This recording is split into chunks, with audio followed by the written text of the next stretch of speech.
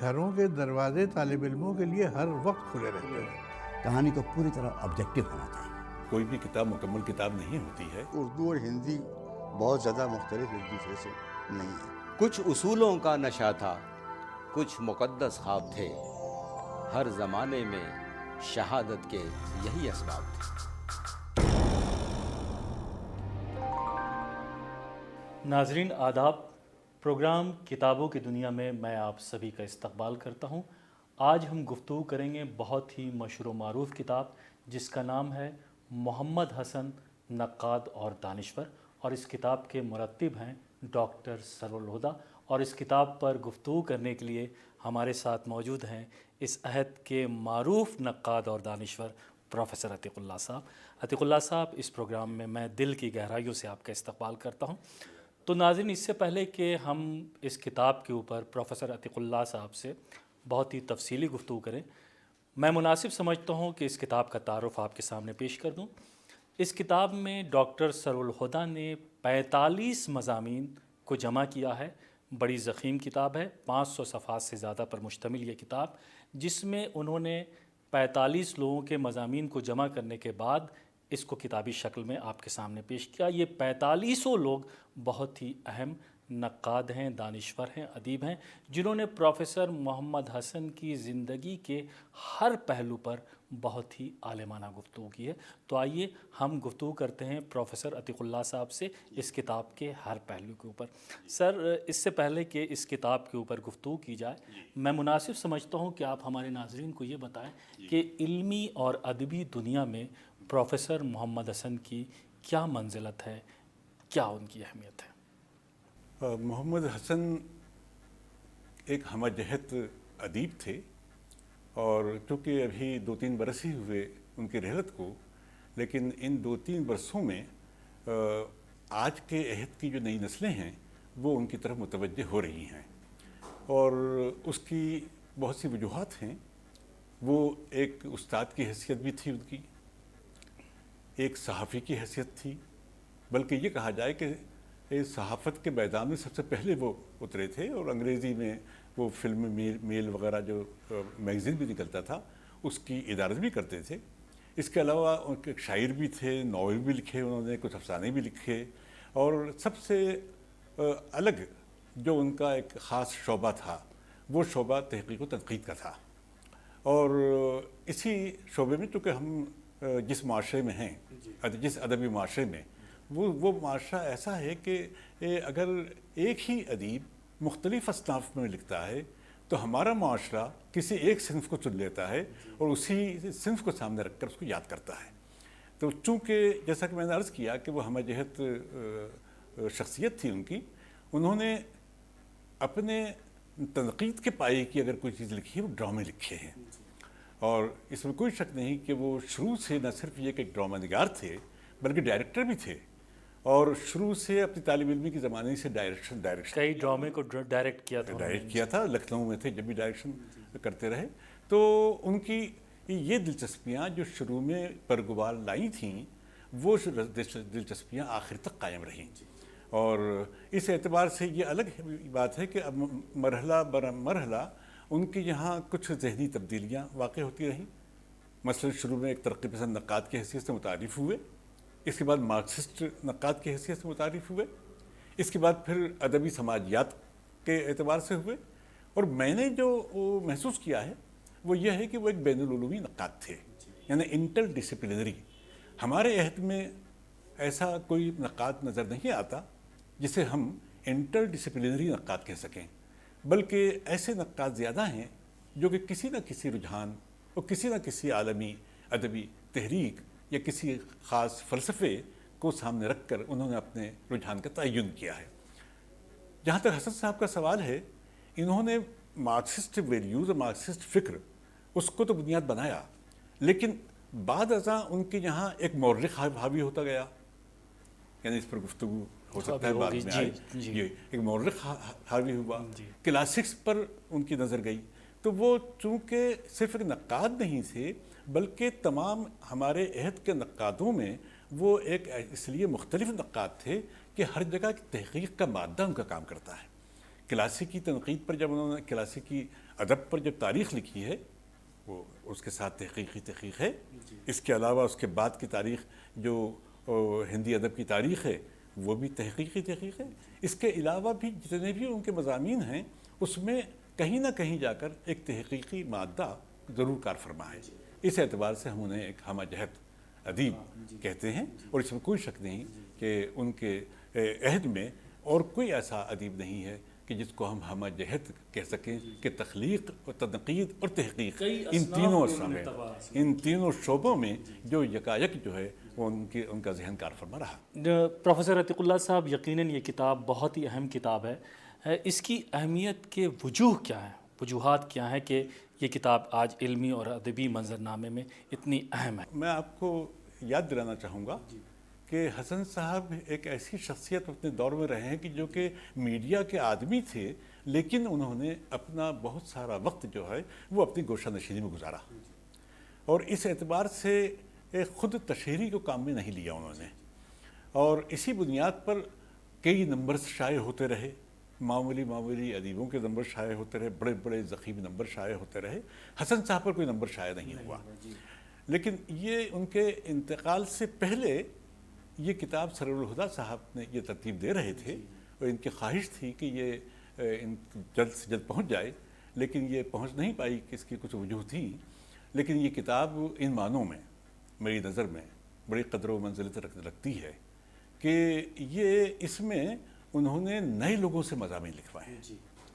پچھلی نسل، آپ کا بھی ایک مضمون اس کتاب میں شامل ہے؟ جی ہاں، میرا بھی ایک مضمون ہے اور اس مضمون کو لکھوانے میں ظاہر ہے سرور الہدا صاحب جو ہیں وہ وہی محرک ثابت ہوئے ہیں. تو میں یہ عرض کر رہا تھا کہ اس کتاب کی اہمیت میرے نظر میں اس کی دو وجوہ ہیں. ایک وجہ تو یہی ہے کہ انہوں نے جتنے مضامین حسن صاحب سے لکھوائے یا موجود تھے ان کو شامل کیا ہے. اور دوسری سب سے بڑی وجہ یہ ہے کہ اس میں ان کے تقریباً جو دوسری جہتیں تھیں، ڈرامہ، صحافت اور ادبی سماجیات، تنقید اور ایک استاد کی حیثیت سے اور ایک شخصیت اور سمانے ہیں، ان کا انہوں نے احاطہ کرنے کی کوشش کی ہے. پھر گفتگو بھی کی ہے، یعنی مضامین اس میں 38 ہیں. دیباچے کو الگ کر دیں اور آخری کے جو 7-8 ابواب ہیں انہیں الگ کر دیں تو کل ملا کر 38 ہیں. 38 میں بھی میں نے محسوس کیا کہ زیادہ تر مضامین نئے ہیں. جی، اور نئے کے علاوہ یہ ہے کہ نئے لوگوں نے لکھے ہیں. جن لوگوں نے لکھے ہیں، مجھے جو آپ نے سوال کیا تھا کہ کیوں اہمیت ہے، تو میں آپ کو بتاؤں کہ مضامین تو اپنی جگہ ہے، لیکن آخری حصے میں انہوں نے جو کتابیات دی ہے، جن مضامین کا حوالے دیے ہیں انہوں نے، اور مضامین کہاں کہاں شائع ہوئے تھے حسن صاحب کے، اور تمام ان کی انگریزی، ہندی اور اردو کتابوں کا انہوں نے آخر میں جو بیورہ دیا ہے، مفصل جائزہ لیا ہے، وہ بڑا قیمتی ہے. یعنی آگے چل کر کام کرنے والوں کو زیادہ دشواری نہیں ہوگی. ایک اعتبار سے یہ تحقیق کا کام بھی کیا ہے انہوں نے، سرور الہدا نے. اس لیے مجھے بڑی مسرت ہے کہ انہوں نے محنت خود بھی کی ہے اور دوسروں سے بھی لکھوانے کی کوشش کی. ہمارا ایک سوال اور بھی ہے اس کتاب کے تعلق سے آپ سے کہ محمد حسن کے فکر و فن کے تمام جہات کا یہ کتاب احاطہ کرتی ہے یا نہیں کرتی؟ دیکھیے، جیسا کہ پہلا جو سوال تھا، ہم نے اسی بات کی بتایا تھا کہ مختلف اصناف کے ساتھ انہوں نے بیک وقت وفاداری نبھائی. میں یہ عرض کروں کہ مجھے اس میں کچھ کمیوں کا احساس بھی ہوا.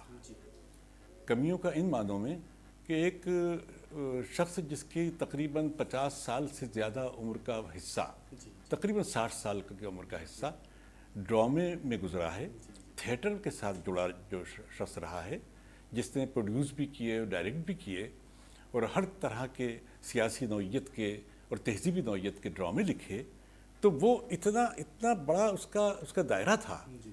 اس میں صرف ضحاک پر جا کر نظر رکی. اس میں 2 مضامین ہیں جو کہ ضحاک پر ہیں ان کے ڈرامے پر. لیکن سوال یہ اٹھتا ہے کہ ان کے اتنے عمدہ ڈرامے، تماشائی ہے، کوہرے کا چاند ہے، مور پنکھی ہے، اس طرح کے اور دوسرے ڈرامے ہیں، میرے اور دوسرے ڈرامے جو ہیں جس میں، تو اس طرح سے ان کے ڈرامے جو 30-40 ڈرامے ہیں، ان ڈراموں پر کوئی گفتگو نہیں ہے جو بہت ضروری تھی. پھر اس کے علاوہ مجھے محسوس ہوا کہ خواب نگر اور زنجیر نغمہ نام کی دو ان کے شعری مجموعے ہیں، اور وہ شعری مجموعے چونکہ ایک نقاد کی حیثیت سے اور ایک محقق کی حیثیت سے ہمارے ذہنوں پر حاوی ہیں وہ، تو ہم نے کبھی غور نہیں کیا کہ اس کے اندر اس کے تحت المتن میں سب ٹیکسٹ میں کیا کچھ ہے جی، تو وہ بھی جاننے کی کوشش کرنی چاہیے تھی۔ اچھا، اس کی ایک وجہ اور بھی ہے رضا صاحب، وہ اس لیے کہ تقریباً 70s میں انہوں نے نثری نظم پر مضمون لکھا تھا اور یہ بتایا تھا کہ یہ نثری نظم ہمارے عہد میں کس طرح سے ہمارے مسائل کو پیش کر سکتی ہے۔ ظاہر ان کا منشا یہ تھا کہ ہمارے یہاں کی جو علاقائی زبانیں ہیں، اس میں کنڑ ہے، تمل ہے، مراٹھی ہے اور خود ہندی زبان ہے اور پنجابی ہے، ان تمام زبانوں میں پروز پوئمز کا رواج ہو چکا ہے۔ وہاں کوئی یہ نہیں کہتا کہ پروز پوئم ہے، بلکہ کویتا ہے نا کویتا، نظم یعنی نظم۔ اسی طرح سے انگریزی میں، فرینچ میں، وہاں بھی اسے صرف پوئم ہی کہا جاتا ہے جی۔ تو اس اعتبار سے ہمارے یہاں بھی نثری نظم کہتے ہیں۔ بھئی نثری نظم کیوں کہتے ہیں؟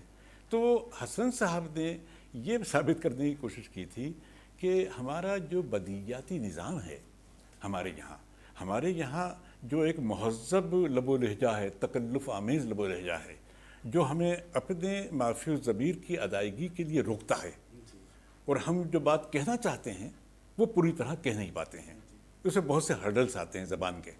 تو انہوں نے یہ کہا کہ یہ نثری نظم کے معنی یہ ہے کہ ہم جو کچھ سوچتے ہیں تو سوچنے جس کو تکلم آمیز زبان کہہ سکتے ہیں، تو وہ تکلم پر ہماری پورا اترتی ہے۔ اس لیے ہم اپنے عہد کے سیاسی اور سماجی مسائل اور دوسرے نفسیاتی مسائل اور وجودی مسائل کا احاطہ نثری نظم میں زیادہ سے زیادہ کر سکتے ہیں اور بہتر طور پر کر سکتے ہیں۔ اس کتاب میں ڈاکٹر سرالہدیٰ نے ایک ٹائٹل جو دیا ہے، پروفیسر محمد حسن نقاد اور دانشور۔ دیکھیے، نقاد اور دانشور آج کل بہت ہیں، تو کن جہتوں میں اور کن معنوں میں آپ پروفیسر محمد حسن کو نقاد بھی کہیں گے اور دانشور بھی کہیں گے؟ تو ہم یہ چاہتے ہیں کہ اس کی بھی وضاحت آپ کر دیں ہمارے ناظرین کے لیے۔ یہ بہت اچھا آپ نے سوال کیا، بہت دلچسپ سوال بھی ہے، اور اس کو میں کہوں گا چھیڑ خانی کا بھی سوال ہے یہ۔ آپ کو شاید یاد ہوگا کہ آل احمد سرور کے زمانے میں اور ہمارے یہاں دلی یونیورسٹی میں دونوں جگہ دانشوری کی روایت پر ایک سیمینار ہوا تھا جی، اور اس میں تلاش کی جا رہی تھی کہ دانشور کہاں ہے، کون ہے دانشور۔ اور یوں تو سرور صاحب نے پہلا دانشور شاعری میں غالب کو قرار دیا تھا۔ تو بعض اصطلاحات اور بعض الفاظ جس شروعات میں جو خلق ہوتے ہیں، پیدا کیے جاتے ہیں، اس سے بڑی نیک نیتی ہوتی ہے، لیکن آہستہ آہستہ ان کا بہت بے صبری کے ساتھ اور بد احتیاطی کے ساتھ جب استعمال ہونے لگتا ہے تو وہ کلیشے بن جاتے ہیں اور اپنی معنویت کو کھو دیتے ہیں۔ میں نے جب 1978 میں اپنی کتاب قدر شناسی، جو میرے تنقیدی مضامین کا پہلا مجموعہ تھا، میں آپ کو یاد دلاؤں کہ اس میں میں نے محمد حسن صاحب کے نام اپنی کتاب منسوخ کی تھی، اور اس میں میں نے اپنے عہد حاضر کا دانشور کا بہت بڑا دانشور، یہ اس میں ساتھ میں ٹائٹل دیا تھا۔ چونکہ میرا وہ سفر شروع ہوا تھا اور پہلے ایک طرح سے میں یونیورسٹی سے وابستہ ہوا تھا اور تنقید کی طرف رجوع ہوا تھا۔ میں تنقید کی طرف بہت بعد میں رجوع ہوا جی، تو لیٹ کامرس میں سے آپ کہہ سکتے ہیں مجھے۔ تو جب ہوا تو میں نے حسن صاحب کو چونکہ طالب علمی کے زمانے سے پڑھا تھا، اور دو چار ہی نام تھے جن سے ہم سب بہت متاثر ہوئے ہیں، مروب ہوئے ہیں، اور جنہوں نے ہماری ذہن سازی کی ہے اور اسے ایک خاص سمت عطا کی تھی۔ تو اس اعتبار سے میں نے محسوس کیا کہ صرف ایک نقاد کی حیثیت سے صرف جمالیاتی بنیادوں کو سامنے رکھ کر یہ حسن صاحب کی تنقید اپنا سفر مکمل نہیں کرتی۔ میں نے محسوس کیا کہ تاریخ، فلسفہ اور تہذیب، یہ تینوں جو شعبے ہیں، ان تینوں شعبوں کے ساتھ وہ ایویلیویٹ کرتے ہیں، وہ قدر شناسی کرتے ہیں، اور اس میں فکر انگیزی ان معنوں میں زیادہ مجھے محسوس ہوئی کہ انہوں نے نہ صرف یہ کہ مارکس یا اینگلس کی طرف متوجہ ہوئے، بلکہ مارکس اور اینگلس کے علاوہ اس کے بعد جو ایک ہیرارکی ہے فلسفے کی، اس پر بھی وہ نظر رکھتے رہے، لیکن تنقیدی نقطۂ نظر سے۔ یہ نہیں ہے کہ جو ملا اور جو مروب کر رہی ہے چیز اور جیسے دیکھا اور چمچماتا ہوا معلوم ہوا، چمک دمک ہے اور ہم مروب ہو گئے، باہر ہی زرق برق دیکھا اور ہم مروب ہو گئے، ایسا نہیں کیا، بلکہ وہ اس کے اندر علم کتنا نظر آ رہا ہے، اپنا عہد کتنا نظر آ رہا ہے، اپنے عہد کے مسائل کی طرف وہ کتنا رجوع ہے۔ جیسا کہ مارکس نے کہا تھا کہ بھئی پہلا جو فلسفہ تھا وہ فلسفہ صرف لفاظی تھا، لیکن فلسفہ سے ہمارے مسائل کا حل نہیں تھا، وہ حل نہیں پیش کرتا تھا، یعنی انسان کے مسائل کا حل پیش نہیں کر رہا ہے، مابعد طبیعیاتی مسائل کا حل پیش کر دے پر تلا ہوا ہے۔ تو وہ چیز ہمیں حسن صاحب کے نظر آتی ہے، اس لیے واقعتاً وہ ایک دانشور ہیں۔ میں بالکل یہ نہیں کہوں گا کہ دانشوری کی روایت کا جو سلسلہ ہے اس میں ہمارے عہد میں کوئی دوسرا اور آتا ہو، مجھے نظر نہیں آتا۔ جتنے بھی ہیں دوسرے اور اہم نقاد، بڑے نقاد، اپنے اپنے شعبے پر حاوی ہیں وہ، لیکن ان کے یہاں وہ فلسفہ وہ فکر ان کے یہاں نظر نہیں آتی جو حسن صاحب کے یہاں نظر آتی ہے۔ ڈاکٹر صاحب، واقعتاً سر الہدیٰ نے بڑی محنت کی ہے اس کتاب کو مرتب کرنے میں۔ اس میں 5 مضامین خود ڈاکٹر سر الہدیٰ کے، تو ہم یہ چاہتے کہ ہمارے ناظرین کو آپ ان مضامین کے بارے میں بتائیں جو سر الہدیٰ صاحب کے۔ جیسا کہ میں پہلے عرض کر چکا ہوں کہ مجھے یہ کتاب ان معنوں میں بڑی معنی خیز لگتی ہے کہ یہ پہلی بار حسن صاحب کو کسی کتاب میں ان کی مختلف جہتوں کا احاطہ کیا گیا ہے، نمبر 1۔ نمبر 2 یہ ہے کہ ایک طرح سے وکالت اس میں نہیں کی گئی ہے۔ ہم یہ کرتے ہیں کہ جب بھی کوئی کتاب کسی شاعری یا ادیب کے بارے میں سامنے آتی ہے تو عام طور پر اس میں وکالت کی جاتی ہے، تو وکالت اس میں نظر نہیں آتی ہے۔ تیسری بات یہ ہے کہ مرتب کرنے والے اکثر یہ ہوتا ہے کہ ترتیب دینے والے مختلف مضامین کو ترتیب دے لیتے ہیں، لیکن اس پر جو پیش لفظ لکھتے ہیں، پریفیس لکھتے ہیں، وہ 2-3 صفحے کا یا 1 صفحے کا، تو مجھے بڑی کمی کا احساس ہوتا ہے۔ اس میں یہ پتہ نہیں چلتا ہے کہ مرتب کرنے والے نے اس میں کون سا اپنا ایک منصوبہ بنایا تھا، اس نے کون سا تصور قائم کیا تھا، اور جس کی بنیاد پر اس نے یہ مضامین اکٹھا کیے ہیں۔ لیکن مجھے سرور کی کتاب ان معنوں میں دیباچہ بہت طویل دیباچہ ہے۔ جی اب صحیح فرما رہے ہیں کہ یہ مجھے جتنے ابھی تک ترتیب دی ہوئی کتابیں آئی ہیں، بلکہ بتاؤں کہ 600 پیج کی، 700 پیج کی، اور مجھے حیرت ہوتی ہے کہ 1 صفحہ 1.5 صفحہ دیباچہ ہے۔ تو یہ سرور صاحب نے بڑی محنت کی ہے، یعنی ہم صاحب کتاب ہونا چاہتے ہیں جلد بازی میں، بلکہ صاحب کتب ہو گئے لوگ۔ جی تو سرور یہ ہے کہ چونکہ سرور گزشتہ اپنے طالب علمی کے زمانے سے لکھتے آ رہے ہیں، بڑے لکھنے کی مشق بھی ہو گئی ہے، ان کو بہت اچھے استاد بھی ملے ہیں، اور ان استادوں سے بہت کچھ فیض جو اٹھایا ہے وہ نظر آ رہا ہے ہمیں اس کتاب میں بھی۔ تو اس میں جو ان کا دیباچہ ہے وہ اتنا طویل، اتنا مفصل، اور دوسری چیزیں جو دوسری جگہ نہیں آ پائی ہیں وہ اس میں آ گئی ہیں۔ جی اور شاید ہو سکتا ہے کہ اس کی ایک وجہ رضا صاحب یہ ہو کہ تمام مضامین انہوں نے دیکھے تھے، پڑھے تھے، انہوں نے محسوس کیا کہ اس میں بہت سی چیزوں کی کمی ہے جن پر لکھوانا باقی ہے، تو انہوں نے اس کمی کو خود بھی پورا کیا ہے۔ مثلا یہ ہے کہ ایک استاد کی حیثیت سے اس کا وہ کیسے تھے، پھر ان کا سفر، ادبی سفر جو شروع ہوا تھا وہ کیسا تھا، پھر وہ اپنے عہد میں کس طرح دوسرے، یعنی ایک انٹریکشن رہا، انٹریکشن میں سب سے بڑا انٹریکشن کا وسیلہ وہ تھا عصری آگہی۔ جی تو عصری آگہی پر گفتگو بھی ہے، عصری آگہی پر مضمون بھی ہے، اور عصری آگہی پر سرور الہدیٰ نے کچھ بہت اچھی باتیں کہی ہیں، وہ ان معنوں میں کہ یہ وہی عہد ہے 70s کا کہ جس عہد میں جدیدیت اپنے نقطۂ عروج پر تھی اور ترقی پسندی زوال کو پہنچ گئی تھی، بلکہ ترقی پسندی کا نام بھی نہیں لیا جا رہا تھا، اتنا شور و ہنگامہ تھا جدیدیت کا، اور اس میں عصری آگہی نے اس کمی کو پورا کرنے کی کوشش کی تھی۔ کیونکہ آپ کے شاید علم میں نہیں ہے کہ جدید حسیت اور عصری شعور یہ دونوں الفاظ الگ الگ تھے۔ عصری شعور ترقی پسندوں سے متعلق تھا اور جدید حیثیت جدیدیت سے متعلق تھی۔ اسی ترقی پسند کہیں جدید حیثیت کا استعمال نہیں کرتے تھے، وہ عصری آگہی یا عصری شعور کا۔ تو ان معنوں میں عصری آگہی وہ عصری شعور کی نمائندہ ہی تھا وہ رسالہ، اور اسی بنیاد پر وہ یہ رسالہ ان معنوں میں ان دوسرے رسائل سے، کتاب جیسا لکھنؤ سے نکل رہا تھا، دوسرا شبخون نکل رہا تھا الہ آباد سے، اس رسائل سے اس لیے مختلف تھا کہ انہوں نے اسے صرف ادب کا اسپوکن نہیں بتایا، بلکہ وہ ادب کے علاوہ صحافت کا بھی سیاست، تاریخ اور ہمارے عہد کے جڑے ہوئے سماجی مسائل۔ ڈاکٹر صاحب اس میں ایک مضمون پروفیسر وارث علوی کا بھی ہے کہ جو کہ اس عہد کے بڑے مشہور و معروف نقاد ہیں، اور بڑا دلچسپ انہوں نے ٹائٹل بھی دیا ہے محمد حسن اور میں۔ تو میں چاہتا ہوں کہ اس کے بارے میں آپ۔ وارث صاحب ہمارے یہاں بہت بڑے لکھاڑ مانے جاتے ہیں، وہ ان کی کوئی بھی تحریر جو ہے وہ 30-40 صفحے سے کم نہیں ہوتی، اور اگر تحریر کم ہو تو سمجھ لیجیے ان کی تحریر نہیں ہے۔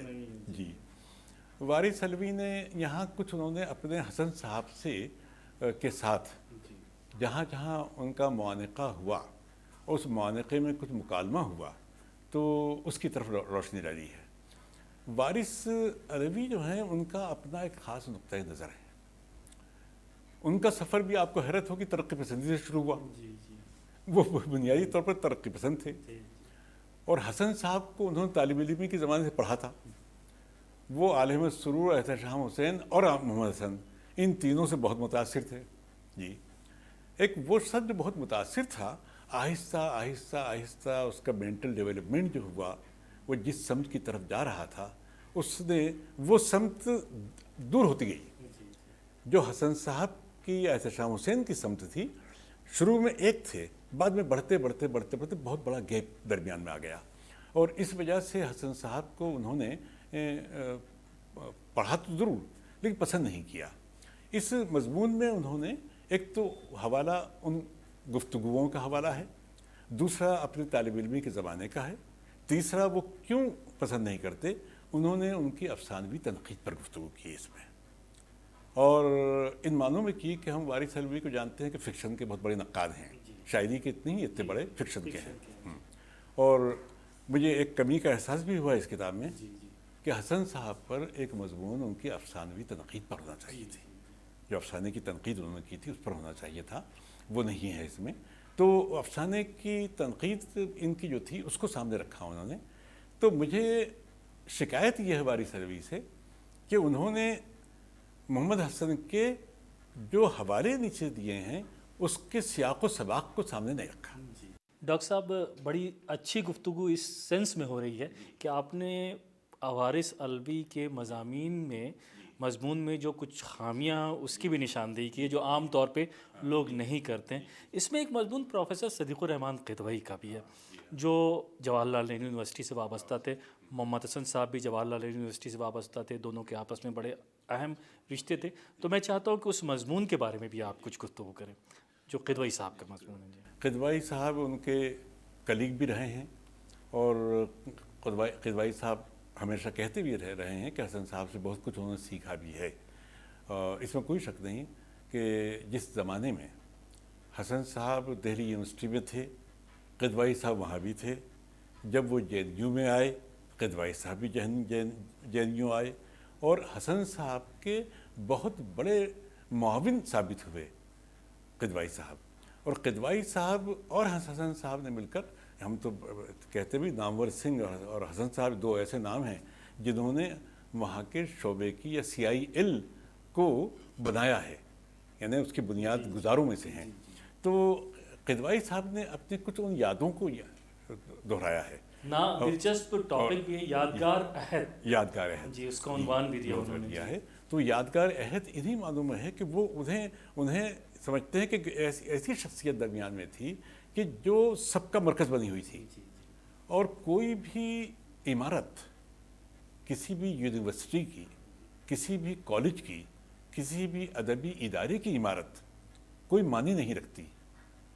وہ معنی رکھتی ہے اس کو بنانے والے، اس کو ذہن دینے والے، اس کو دانش دینے والے لوگ اسے یاد رکھتے ہیں۔ آج ہو سکتا ہے CIL کی عمارت وہاں سے اکھڑ کر دوسری جگہ سے چلی جائے، لیکن حسن صاحب کا نام اور نامور سنگھ کا نام وہاں پر زندہ رہے گا، کیونکہ انہوں نے وہاں دانش کو پھیلایا ہے۔ ان تمام باتوں کی نشاندہی کی بھی ہے پروفیسر خدوئی نے اس مضمون میں۔ ڈاکٹر صاحب مضامین تو بہت ہیں، شریف صاحب کا محمد مضمون حسن ہے۔ صاحب کا مضمون بھی ہے اس میں، لطف الرحمان کا بھی ہے، 4 عابد سہیل مضامین کا- ہیں حسن صاحب جی کے، جی خود خود کے۔ ان کے ہیں، کلیم الدین احمد کا بھی ایک مضمون ہے، ظاہر سی بات ہے وہ بھی بڑا مارکۃ العرا مضمون ہے، گیان چند جین کا، نثار احمد فاروقی کا۔ تمام مضامین پہ تو گفتگو نہیں ہو سکتی، مجموعی طور پہ یہ جو مضامین ہیں تو میں یہ چاہتا ہوں کہ آپ مختصراً ذرا یہ بتا دیں کہ یہ تمام مضامین جو ہے اس کی کیا ہے۔ جیسا کہ میں نے آپ کو بتایا کہ 2 تو جہتیں ہیں جو کہ اس میں پوری طرح سے ان کا احاطہ نہیں کر پائے، ڈرامہ اور شاعری۔ ایک بات اور بتاؤں میں عرض کروں کہ اگر میرا مضمون اس میں شامل نہیں ہوتا تو یہ کتاب بڑی ادھوری رہ جاتی۔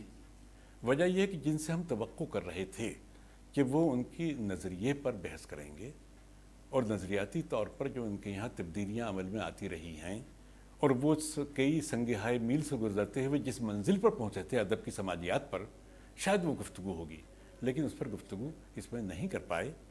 اتفاق سے میرا مضمون ہی ہے اس میں کہ ادارہ جاتی تنقید مخالف تنقید، یعنی جس طرح سے ترقی پسندوں نے اور مارکسسٹوں نے اسے انسٹیٹیوشنلائزڈ کر دیا تھا، تنقید کو ادارہ جاتی کر دیا تھا کہ ایک ادارہ ہے اور وہ ادارہ احکام صادر کر رہا ہے جی، لیکن حسن صاحب کی تنقید اس طرح سے ادارہ جاتی تنقید مخالف تنقید ہے، اور یہ بہت بڑا کارنامہ ہے ان کا کہ انہوں نے اس بات کا لحاظ رکھا ہے کہ وقت کی تبدیلی کے ساتھ ساتھ ایک جگہ انہوں نے کہا بھی ہے، اور مارکس نے بھی کہا تھا، مارکس نے کہا تھا کہ میں مارکس ہوں، میں مارکسی نہیں ہوں، I am not Marxist, I am only marks. اسی طرح سے محمد حسن کہتے ہیں کہ مارکس جو ہے، مارکسیت حرف آخر نہیں ہے یا آخری آدرش نہیں ہے۔ ڈاکٹر صاحب وقت ہمارے پاس کم ہے، آخری سوال آپ سے یہ ہے کہ محمد حسن شناسی میں یہ کتاب جو ہے وہ کتنی مددگار، کتنی معاون ثابت ہو سکتی ہے، اور واقعتاً کیا انصاف ہو سکا ہے اس کتاب کے تعلق سے یا نہیں ہوا؟ میں چاہتا ہوں کہ اس پر آپ میں تو یہی کہوں گا کہ ہر کوئی بھی کتاب مکمل کتاب نہیں ہوتی ہے۔ یہ بہت اچھا ہے کہ یہ کتاب بھی اوپن اینڈیڈ ہے، یعنی ابھی اس کا سب باب کھلے ہوئے ہیں، آگے چل کر اور کام ہوگا۔